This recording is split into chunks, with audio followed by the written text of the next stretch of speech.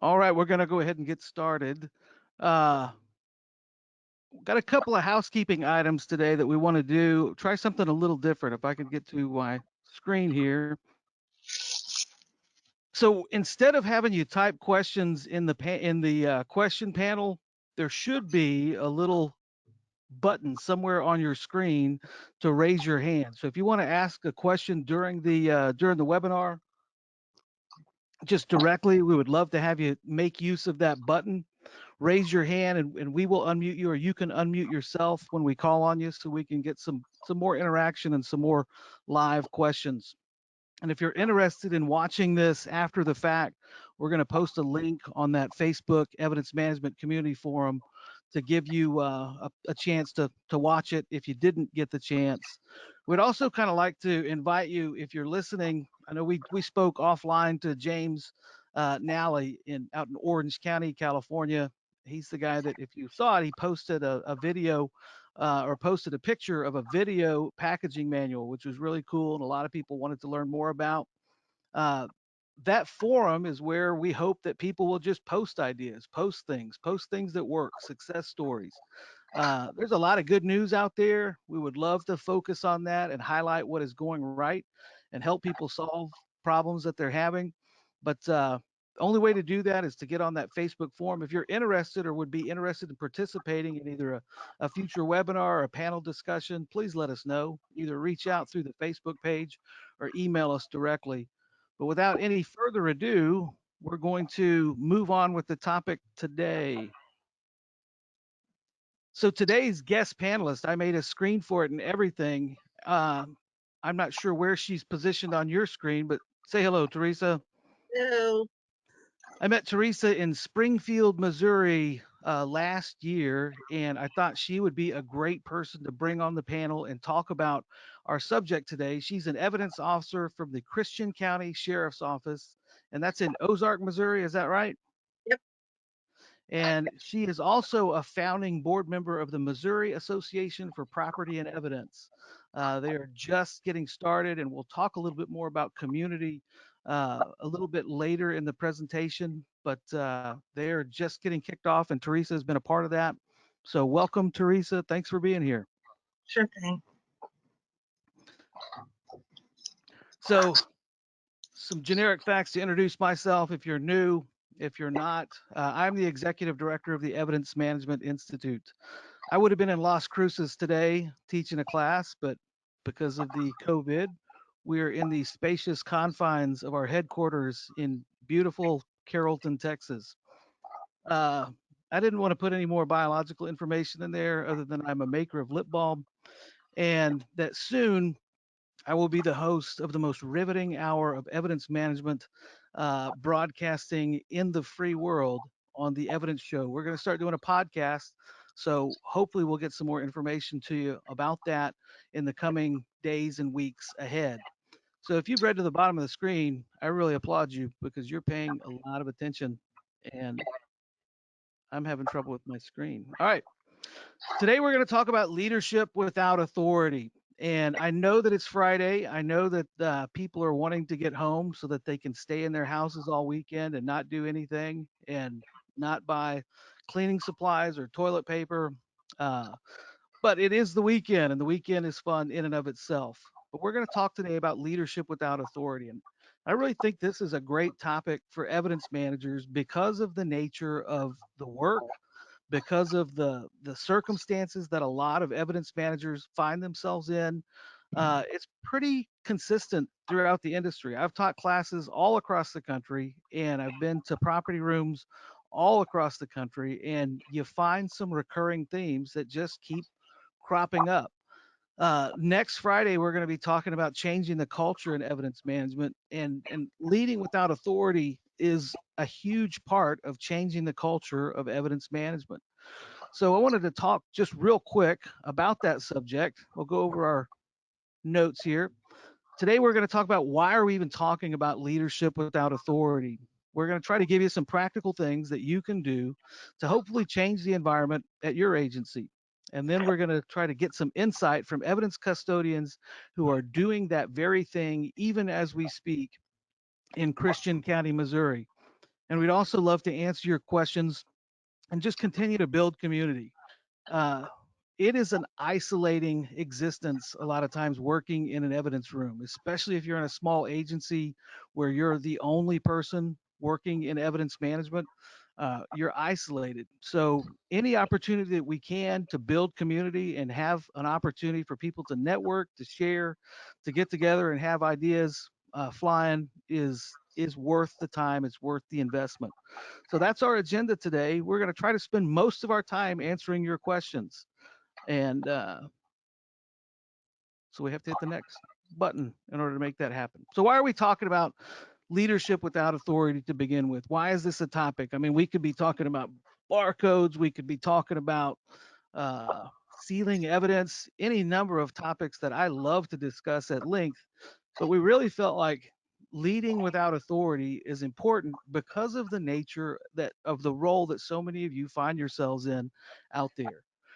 In many agencies, and this might not be true everywhere, it might not be true across the board, but I would say that in many agencies, evidence custodians are generally civilians who are living in a world built for sworn officers.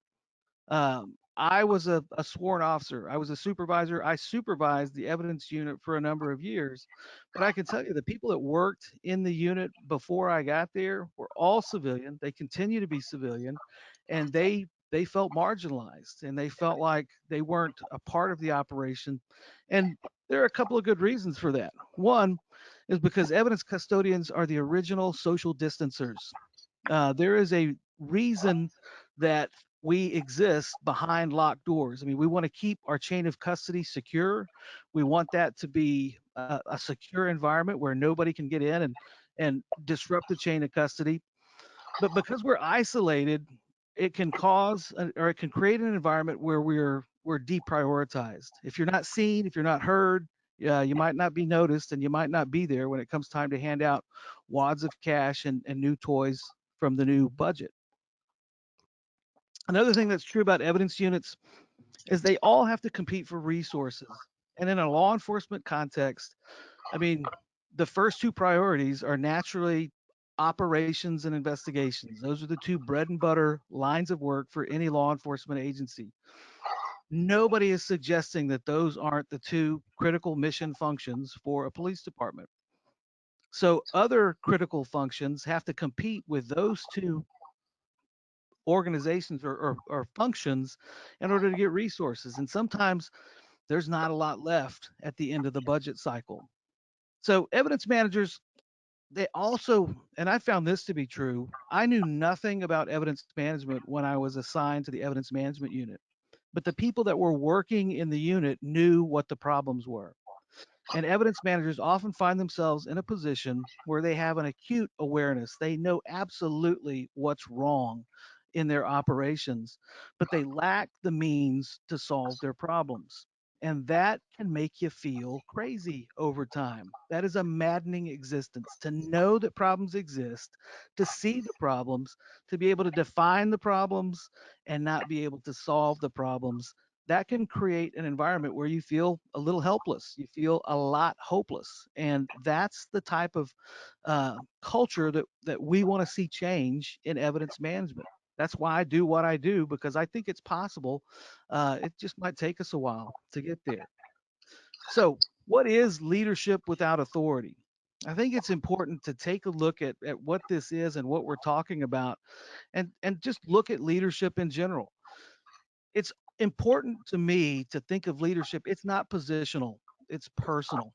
And I think when we take rank out of leadership, it makes leadership possible. I know I was a supervisor, I was never a commander, I was never an executive level officer. I never wanted to be higher than a sergeant because I enjoyed working on the street. That's what I felt like I was good at. And it's the same thing for an evidence custodian. I mean, this is your world, this is what you do. You can still lead even though you're not an executive level commander or a police chief. There are still opportunities for leadership. Leading without authority is all about taking ownership and getting stuff done. At the end of the day, the most important thing, and as I'm looking at myself, I'm really not that fat, but I'm leaning at a weird angle. So we're going to change that and show off the healthy trim. Yeah, this is a trim shirt. That looks weird. Uh, so we're gonna. It's just about getting stuff done. I mean, the most important thing about being an evidence custodian is getting things done and taking care of evidence and making sure that you're doing things the right way and that you're preserving evidence appropriately. It's all about the work, and there are different ways to accomplish that. Leading without authority is oftentimes kind of how to find a path when nobody's giving you a flashlight. Uh, that is a skill that you have to develop. There are two ways that we can react to not having the authority or the power to do something. And one is to just curl up in the fetal position and lay in the ground and just sit there. And that's not optimal. That's not what we would recommend for you as a strategy. But you've got to find a path. And there are different ways to do that. You might have to be creative, but we're going to talk about some strategies today to hopefully help you do that. Leading without authority is also about doing the right thing just because it's the right thing to do. There is value in that. And the one thing that I would encourage you to think about as you move forward throughout your work week, all the way to 5 o'clock this afternoon, and maybe even into next week, is this one concept. And it's from John Maxwell. He's an author that a lot of us here and at Tracker we've enjoyed reading. And he's got kind of a theory. It's you can't always have power, and that's true. You're not always going to have rank. You're not always going to have authority, but you can absolutely always have influence. And that might be indirect, that might be slow, it might be a very small degree of influence, but the way that we conduct ourselves has an impact on those around us. And that's what we're talking about today. So I thought it would be a good idea to just kind of frame 7 things, and then we'll talk to Teresa about the things that she's done to lead without authority. But I think it's really important that we kind of reset the clock and really kind of just figure out who we are. It's important that we know who we are. I mean, what you do as an evidence manager has value. It has inherent value. What you do matters because justice matters. I think we can universally agree that justice is a good thing. And if we don't do our jobs and we don't take care of evidence appropriately, then justice is not served. And at the very least, the work that we do ensures that justice can be carried out. I also like to encourage people not to think of themselves as a warehouse clerk. I mean, you are the curator of the museum of every horrible thing that's ever happened in your jurisdiction.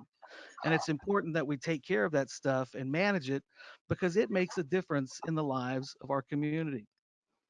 The work that you do with evidence, when evidence is properly managed, that evidence possesses the power to exonerate the innocent and convict the guilty. That's a pretty powerful thing.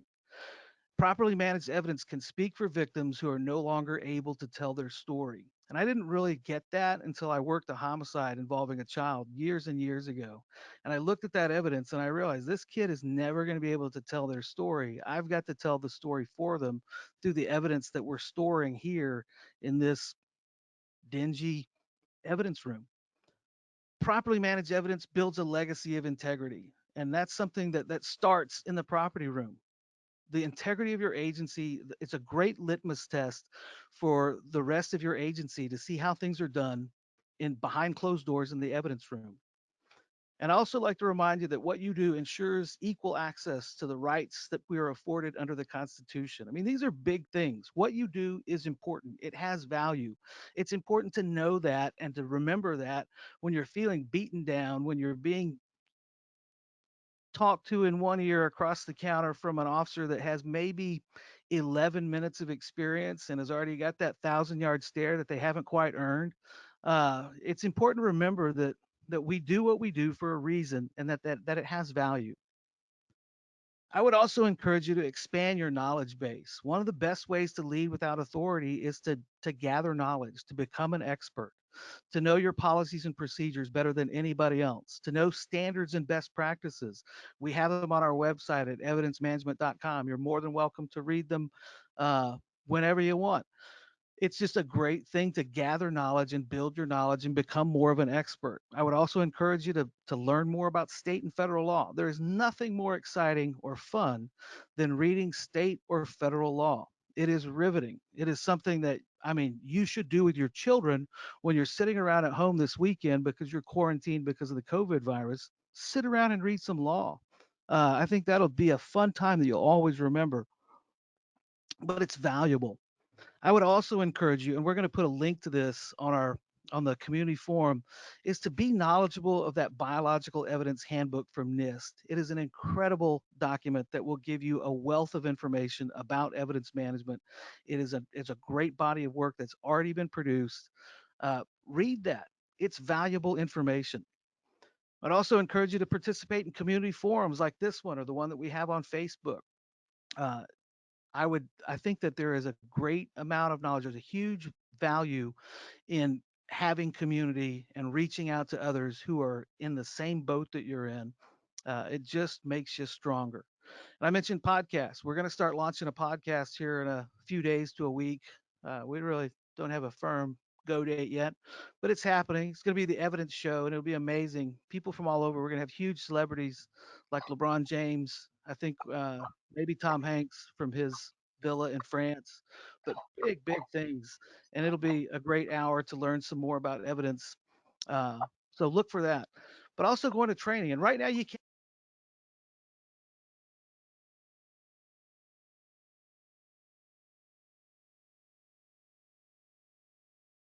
I think I muted myself. Uh, right now you can't go to training, but we're going to do training online. And if we can't come to you, then come to us through the interwebs. We will start, depending on how long this thing goes on, we'll start hosting this stuff online and we'll do it live. I mean, I don't.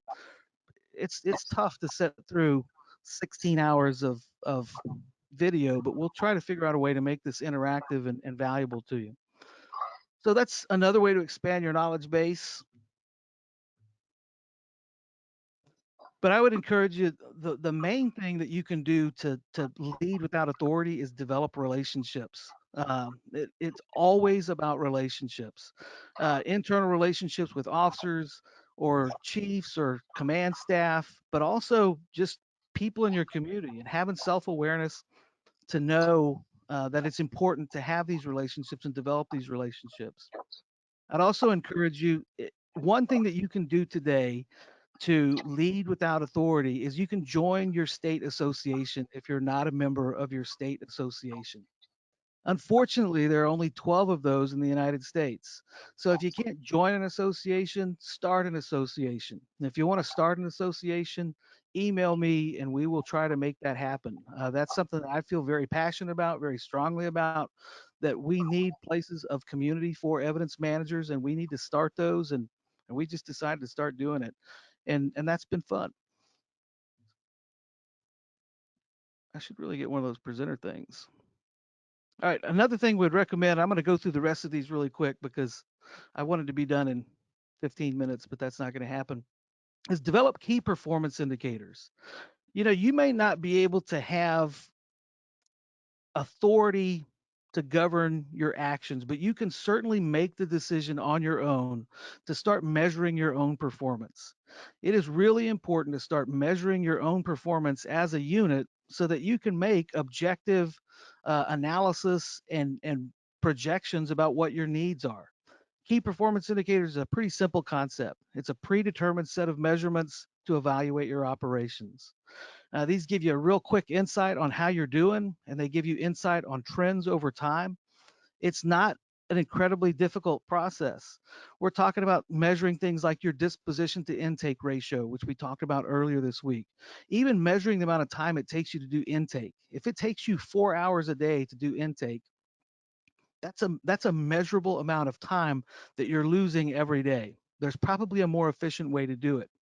But if you don't measure it, if you don't have some measure of performance, then you're not going to be able to use that and leverage that to your advantage when it comes time to talk to your chief. Things like correction resolution. How many emails do you have out, or how many messages do you have out to officers to fix their evidence? How many of them are responded to? How long does it take them to respond? Those are all great measurements that you can use to bring to your chief or to bring to your commander and communicate a problem mathematically.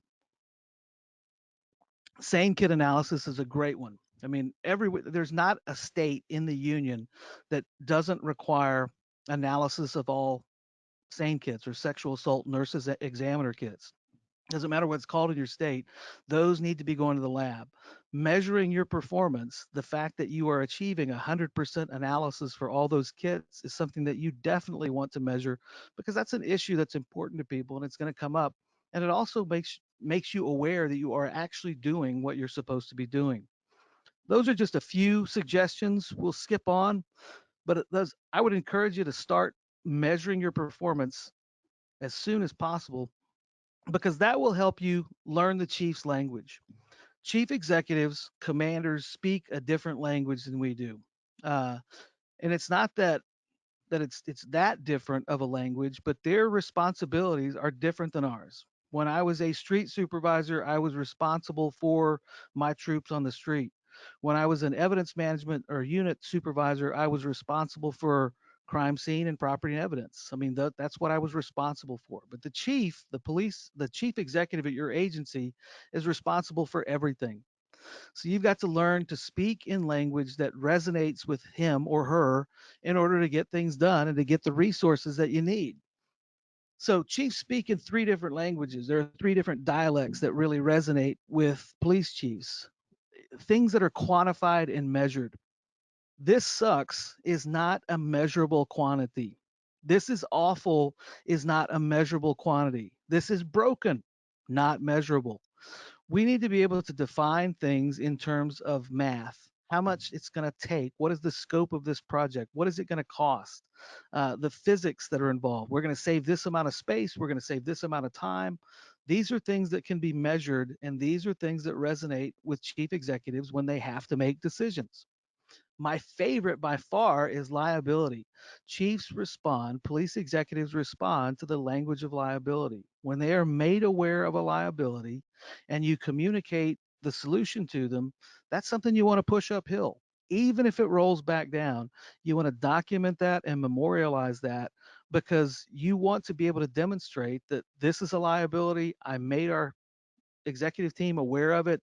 Uh, what they do with it is up to them. They might not be able to dedicate the resources that day to solve your problem, but you definitely want to put those things on their agenda so that they're thinking about them for the future. Another great thing to do with a chief or a police executive, a sheriff, is measure the impact on your operations. How is it going to make you more efficient? How is it make you more effective? How is it going to make you more sustainable? Those are things that resonate with police chiefs. So another thing that I think is a fun thing not to do with police chiefs is don't bring them your complaints. In fact, I can't think of a single person that loves to just be the repository for all your complaints. So don't bring complaints, bring your solutions. Bring your solutions to a well-defined problem, and that is something that is going to resonate with the chief and have a much greater chance of being you're going to have a much greater chance of being successful getting that done. I won't read this entire quote, but just don't give up. I mean, you're going to fail. You know, there will be more failures than successes as you journey through this and begin to change the culture of evidence management at your agency. There's going to be pushback. People are going to be mad at you. They're going to be sad, and they're going to have to do more work. And those are things that people just naturally don't want to do. But I would encourage you not to give up, because it's worth it. The impact and the change that you have and that you can make on your operation, it's worth it. You know, that time is absolutely worth it. So, a couple of things we'll post, then we'll get to Teresa and hear her story. Is We're going to put that NIST biological evidence handbook, a link to that online. We'll also put a link if you want to start an association in your state. If you're not from Missouri or Texas or Illinois or a place that has an association already, start one today. We'll put a link to that on our website. And that last thing was something I just forgot to take off the presentation from last time. So it's already there. So without any further ado, let's say hello to Teresa. Hello, Teresa. Hello. So tell us about you. Tell us about the Christian County Sheriff's Office and your operations there. I've got a lot of questions, but if you want to just take the ball and run with it, we're good with that. Okay, so I have been here at the Christian County Sheriff's Office for about 5 years. I'm on my 5th year this year. And when I came here, it was the first time that they'd ever had a full-time person. The whole sheriff's office is about 145 people. And when I came here, it was the first time that they'd ever had anyone who'd had an experience in evidence. It seems like their thought process prior was throw it in the room, take it to the lab if it needs, throw it back in the room, and leave it in the room forever. So I just wrote down a couple of things to follow up with what Sean had said. And one of the things is, leadership's defined as the art of motivating a group of people to act towards achieving a common goal. And I use this a lot here because I totally tell my officers that we are a team and it's not them and us, because I do not believe in them and us. And then authority is the power, right, to give orders, make decisions, and enforce obedience.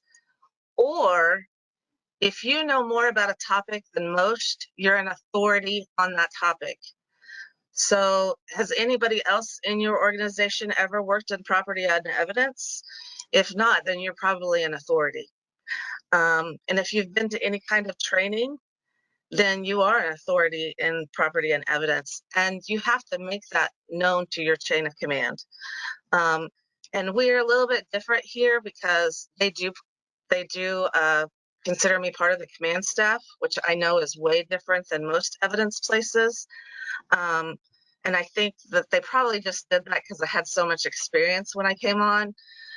But I do tell the sheriff that this is the thermometer of his agency. If things are not good in the evidence room, then things are not good in his agency at all. So people want and they need leadership, and everything you say and do communicates your priorities. The officers know what my priority is with evidence. I do training with every new deputy that comes on here at Christian County, along with the jail and our campus security. So I really push the team effort, and I think that people really take their jobs personally and they want to do a good job. So if they do, you have to have that relationship to lead so that they will still want to do a good job. I think trust is the backbone to any good relationship, and courage is the backbone of leadership. So my sheriff has told me on numerous occasions that he trusts the decisions that I make for the evidence room. If he didn't trust me, he wouldn't have me in the position that I'm in, which is really awesome to know that someone has that kind of, what's that word I want? Trust. Yeah, he has that trust, and Faith. he has that faith in me. He has that faith in me that I'm going to do it.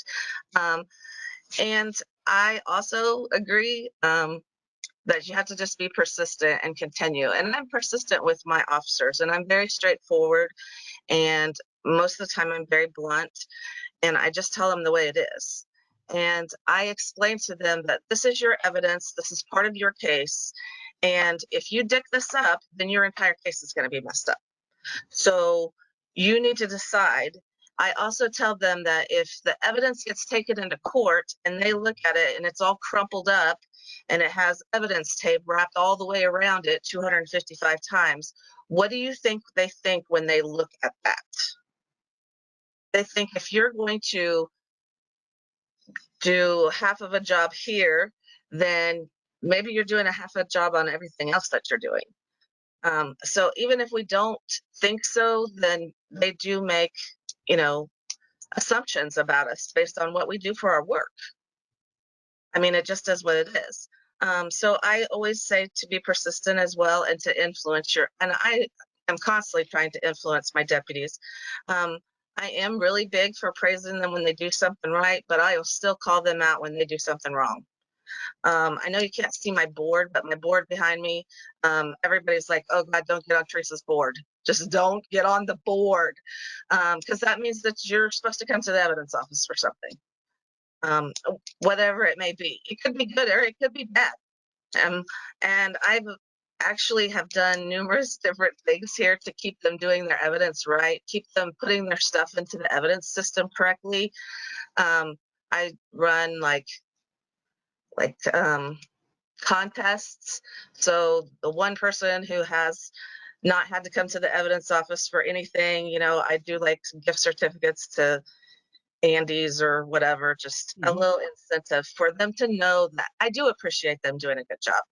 And not only do I appreciate it, but I tell them that they have to. One of the things that I told the um, my when I had my board interview here is you need to understand that um, I do my work level here, here, here. Therefore, I think everybody else around me does their work level there too, and that becomes my expectation.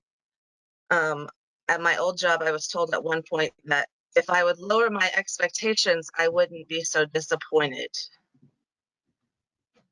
And I said, well, I really think everybody should just reach up to my expectation. I mean, it's not like they're not told what they need to do.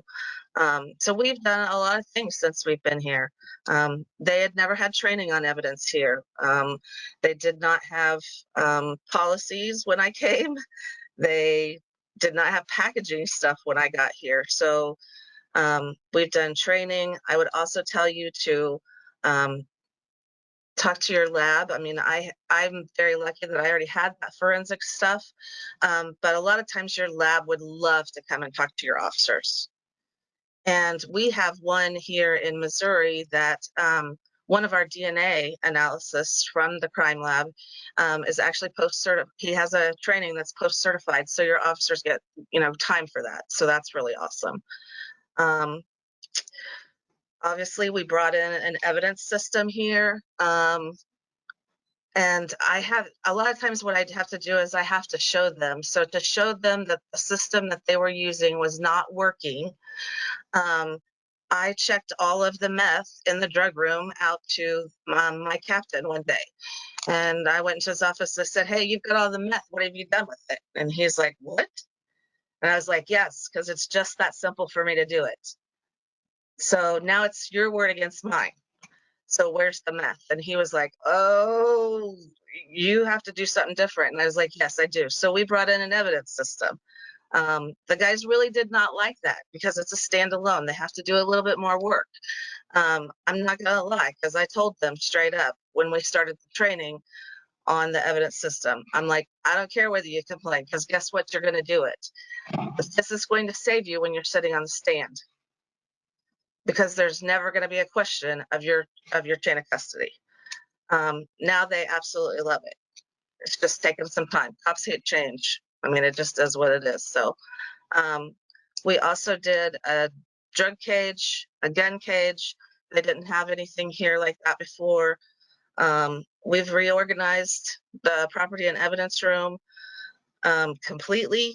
And this year, our huge thing is working on destruction. So I have been just like salivating about all of the disposition stuff that you guys are putting out. So, Yeah. um, So you've done all kinds. You had probably, I mean, I'm just listening to what you've just said, and you probably employed probably 7 or 8 different strategies for leading without authority and changing the culture at your agency.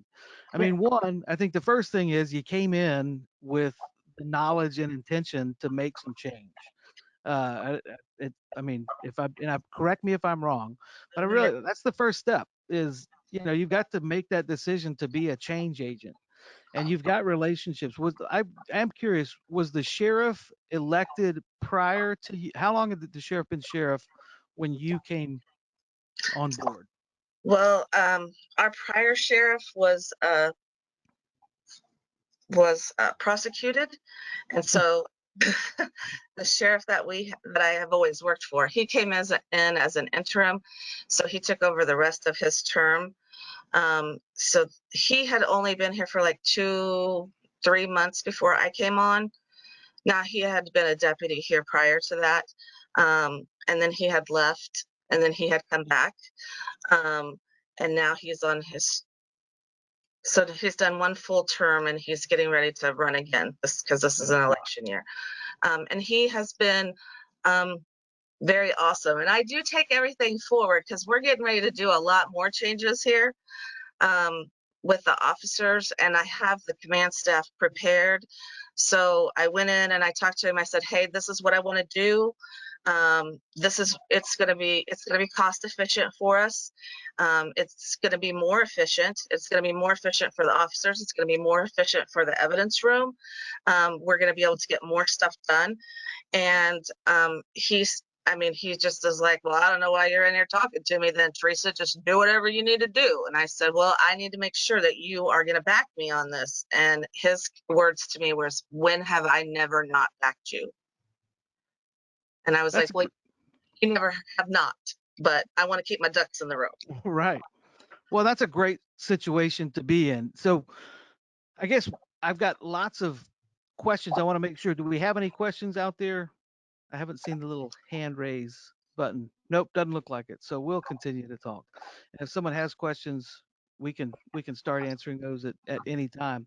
I would like, Sean, let me throw out real quick just to jump in there. If you're not comfortable with raising your hand and talking out loud, please go ahead and post questions in the question window. I'll be happy to jump in and read those out. Absolutely. Yeah, that definitely works. We'd rather have your questions than put you on the spot and make you uh come step in front of the class and ask them in front of everyone. But so you had a And lot just of to be chat. clear, Sean, now they're rolling in. So now that we've given people a chance, There we go. just to be clear, people don't want to jump in like that. I do have some questions, but you go ahead and I'll jump in when I, it's a good spot. that's a good thing to learn going forward. Don't ask. Well, they might not even have the little raise your hand button. I didn't see it anywhere on my screen, but who knows? So I think one of the things that is probably the most interesting to me is what you talked about in terms of having expectations of your officers, uh, and then knowledge. So I think those two things, you had expertise in evidence management. You were the expert, and you weren't afraid to leverage that knowledge and training that no one else has. And I think that's important for people to hear, for evidence custodians especially, is for them to understand that you are the expert in your building. No one, hopefully, knows more than you about evidence management than you. So you need to be that voice and that advocate for evidence management. So let's see. Got a couple. Did y'all ever go through CALIA accreditation? We have not, and that was one of my questions when I had my interview here, was if they were moving towards Kalia, and they said that it would probably be several years before they did. But he does want the evidence room to be certified. Awesome. Um, so, I mean, he has that in me. And I had to be very realistic with him, though, as well. And I was like, after I had been here for probably a year, we sat down and I was like, we're not anywhere close to that. Like, Right. we're, It well, it it takes more than a day. yeah. So I've got another question, and I'll ask Teresa first. But if your management isn't supportive, what do you do if you've got a leadership team or executive management that's not supportive? Well, Have you had that? I mean, you've got a supportive chief, you've got a supportive command structure. yeah, At your last agency before you were with Christian County, did you have any experiences like that? I did have some experiences where they were not so much. Um, I I don't always believe in the whole manage. Sometimes I believe that management has to say what it is and go with it. We had one of those because I worked for the lab and we were all throughout the state. And when we moved into our new lab, I made some changes. And pretty much what my management that was at the headquarters was like, "Well, how did you do that?" And I was like, "I just told them, this is what we're going to do. This is what you need to do." And I said, "And I believe with you being management that you can do that. This is what you're going to do." Like, and they were just flabbergasted, and they just did it. And I was like, "Yes, they just did it." I mean, I had somebody who came forward and said, "Well, to do this for our section, we need this, this, and this." I said, "Sure, I take care of all the supplies. I will make sure you always have this, this, and this." And in the time I was there, they always did, and they always did what I asked. And I think I'll just add one more thing on top of that as far as management that's not supportive. I mean, I think that that is the situation that a lot of people find themselves in, is that they've got an executive team or a command staff, depending on their organization, that just isn't supportive of their needs. And I would say the one thing that you can do or that you can start doing is you've got to develop a strategy for making it important to them. The easiest way that I know to do that is to measure, kind of like what we've been talking about, what David Bragg talked about earlier in the week, is start measuring your operations, start measuring your performance so you can bring them something mathematical. But I would also leverage opportunities to catch their attention when you can focus attention on your needs. I wouldn't recommend what I did in order to make that happen, but I will tell you that I found myself in an evidence room that had been neglected for decades. And I didn't know enough at the time to fix it myself. I didn't have the training, I didn't have the expertise. I mean, I quickly developed that because I saw the importance of it, uh, but I knew it needed to be fixed. So we had missing guns in our gun vault. We had two Colt pistols that were missing that nobody could find. And these were nice, beautiful Colt pieces of machinery that were gone.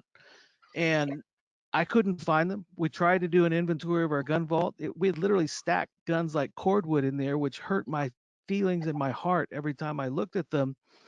But we just flat out couldn't find them. So I decided I've got to get their attention somehow. I've got to focus attention on this problem to get me the support that I need. So I did an internal affairs complaint, made an internal affairs complaint on myself, and I submitted that through the chain of command up to the chief of police. And with a formal document like that, you've got to get some type of response. And I was able to leverage that. They launched, you know, kindly as a gesture, they launched a formal internal affairs investigation against me because I asked for it. And I didn't know at the time any other way to get the ball rolling. And I figured I got to do something. Bold is better than nothing. And that really helped start focus the attention on our unit. And we had our IA people come in and investigate. We eventually actually found the guns. It all ended well. Nobody went to jail. Nobody went to prison. But that helped. And sometimes you got to do something bold in order to move the needle and push it in the right direction. And I think now I could find better ways of doing that, less painful ways. Uh, but something is better than nothing. Something I want to throw in there, Sean. I don't run a police agency, but I'm the owner of a company. And Sean recently did a series internally where we were going over personality profiles of people. And most of your chiefs and executives are going to be what is what's categorized as an 8 type person, where they're strong, they're probably confident, and when you go to them, I would say you've got to exhibit some confidence about what you're doing. Also, Teresa, you strike me as a confident person. I really enjoyed how you talked about even just the gift cards. I was going to throw up a poll to ask how many people have ever given a gift card out to an officer just to either thank them or tell them they're doing a good job. And that sort of played into what Sean was talking about, which is, you're building up, I'm trying to think of the word. You're just building up a relationship with your people, which is really fantastic. And you got to have the same thing with the chief. And so I would just say, I've got a question I want to read out to you here, Teresa, that somebody put in there. But man, you got to be confident. Now, I'm not talking about being stupid at the same time, but when you go to the chief, ask questions also. You might go in and lead off with, hey, listen, can we both agree we don't want liability, right? And how would you want me to handle it if I felt there was liability? I've always, those are the types of things when you're working with somebody that maybe they're not supportive of you, just try to get on the same page about we don't want liability, right? And be able to go that route. And so the question I have for you, and either one of you can answer it, is my immediate admin does not want the evidence room accredited because they fear it's going to open up attorneys to attacking our policies, procedures, etc. What would be a good way to present it to them in a way that they could get on board because they think it would be good to get it accredited? I think, I mean, the one thing I would communicate We exist in an era of transparency in justice. And the more transparent we are as law enforcement agencies, the better we are. There is no good reason for not pursuing an accreditation process, for not being open and honest with your policies. Uh, and I think that, I mean, I don't know how you could substantiate or contest that an accreditation process is going to open up attorneys attacking your policies. Attorneys have access to your policies right now. All of your policy manuals are fully discoverable. Your policy manuals are open records available to everyone. Uh, your procedures, the same way. Every document that exists at your agency, with very few exceptions, is fully discoverable. So that stuff is already open. Accrediting just brings someone in. And actually, what it does is it brings an outside party. Having an audit done, is, I mean, an accreditation, an audit, depends on the type of process. Bringing anyone in from the outside and giving an objective analysis of your operations. Are they going to find problems? Yeah, they probably are. They're probably problems that you know about. But admitting that you have problems is different than ignoring or hiding the fact that you have problems. Accreditation processes bring things out into the light, they bring things into the open to where we resolve those problems, we fix those problems. Uh, is it possible that an attorney can look at your procedures as a result of accreditation? Yeah, but they can do that already. I mean, there's nothing stopping a defense attorney from tearing you up if you're doing things wrong in the evidence room. And I would say that if you are doing the wrong thing, you need to lose some cases. If you're doing the wrong thing knowingly and intentionally and not changing things, then yeah, that should be a natural consequence of our actions. And that might sound harsh or mean or un-American, but hey, we got to start doing the right thing. And that is in practice, not just in word. And so, boy, I just got off on a soapbox tangent, but Well, and that's all right. I actually have a question I want to ask Teresa and throw that out because for everybody that's on here, make sure you're watching that Facebook community page. Next Monday, we're going to post a link on we have a class coming up on Tuesday where we're giving out a free mini audit. I don't want to call it a mini audit. It's a getting started audit. So if you want to know where to get started, and Teresa, I guess my question to you is, you went through that, right? Didn't you take Sean's free mini audit and didn't that produce a document? I'm just curious. I guess my question to you is, what did you do with that audit that you took? Well, I was prepared for it, but for me, it gave me more standing for me to be able to go forward and say, I know you think that I'm crazy when I say we have 10,000 cases in our backlog, and it's going to take 30 minutes per case to research it and be ready to destroy it. But having somebody who's not even part of our agency, completely out there, to say the exact same thing was really huge for them. And on top of that, with the accreditation, I am all about transparency. I bring all of the officers into the evidence room, because what I found throughout the years is if you tell cops, if you show cops, if you tell them why, and then you show them again, then they do it. So when I'm teaching them, this is the way I need you to package, I take them to the evidence room and I say, and this is why I need you to package it this way, because this is how it fits. This isn't a never-ending room. It's not a black hole where you can just throw things in and they never come out, which is part of the changes that we're getting ready to go through here. And luckily enough, the sheriff's given me, full of do whatever you need to do, Teresa. But at the same time, I explained to him, now, when I do this, we might not accept any evidence into the evidence room at all for 4 to 6 weeks, because they're not going to have completed it correctly. And he said, well, if that's what it takes, then that's what it takes. And I'm like, okay. So I am lucky there that he kind of gives me full reign, but I also, like you said, I'm very confident. I don't give him a whole lot of chances to tell me no either. I have been compared with somebody else at my agency that they called negative, but they don't call me negative. They say that I always offer a solution at the same time.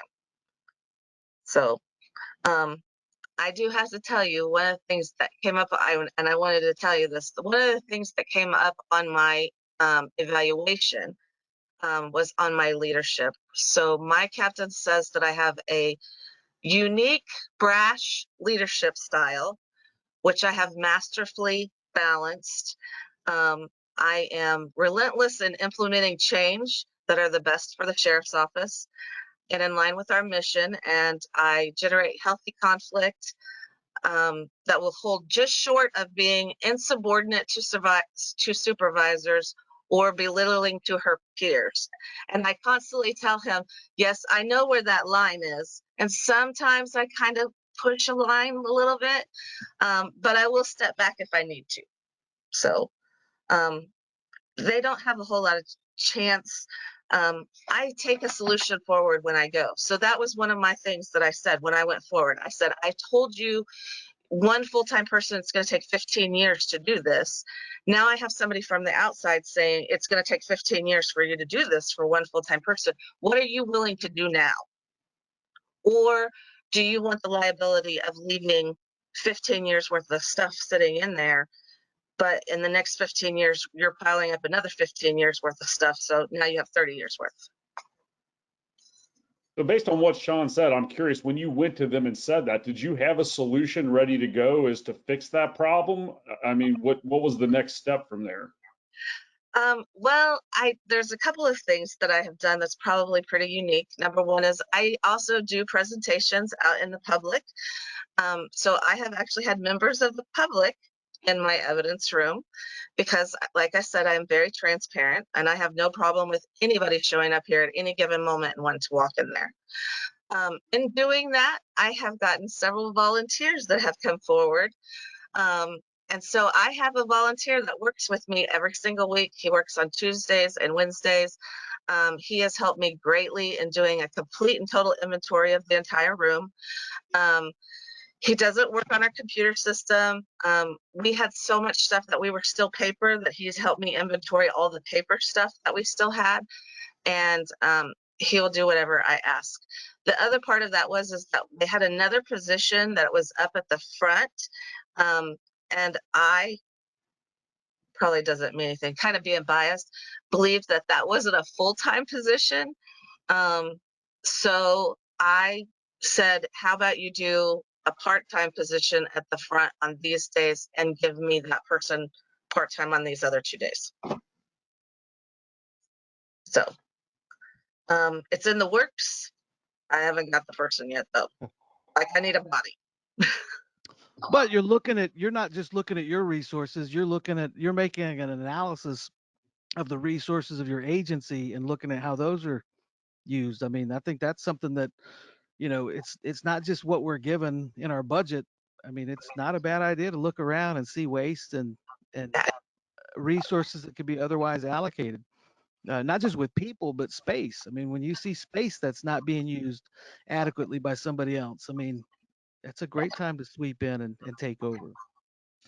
All right, well, we're almost out of time. We're down to the last couple of minutes. So if anybody has any questions they want to get out there, we've got a few more minutes left for questions.